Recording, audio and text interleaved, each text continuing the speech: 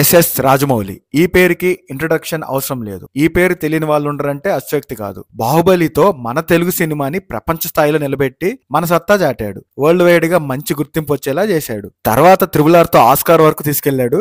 ఇప్పుడు మళ్ళీ మనని మరో మెట్టు ఎక్కించబోతున్నాడు. ఇంతకీ విషయం ఏంటంటే, మనం ఇదివరకు బాహుబలి 1 అండ్ బాహుబలి 2 చూసాం. ఇప్పుడు లేటెస్ట్ గా బాహుబలి 3 రాబోతుంది. అవును, మీరు విన్నది నిజమే. బాహుబలి 3వ పార్ట్ రాబోతుంది.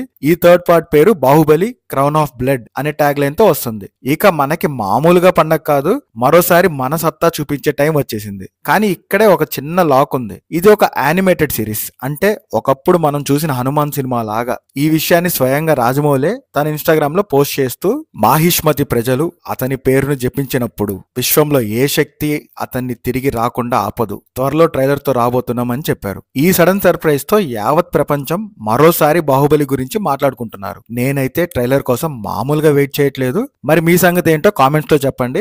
ఏదేమైతేనేం ఈ ఎండాకాలం వేడివేడిగా ఒక చల్లటి కబురు చెప్పారు చాల రాజమౌళి గారు. ఇక Prabhas, Anushka, Rajamouli and cinema fans, మీకు ఎలా అనిపిస్తుందో కామెంట్ చేయండి. ఈ వీడియో నచ్చితే లైక్ చేయండి. మరెన్నో సినీ విశేషాల కోసం మన ఛానల్ ని సబ్స్క్రైబ్ చేసుకోండి. ఇవి ఇవాల్టి విశేషాలు. Will meet you once again guys. Thank you. మీ ఈ సినిమా.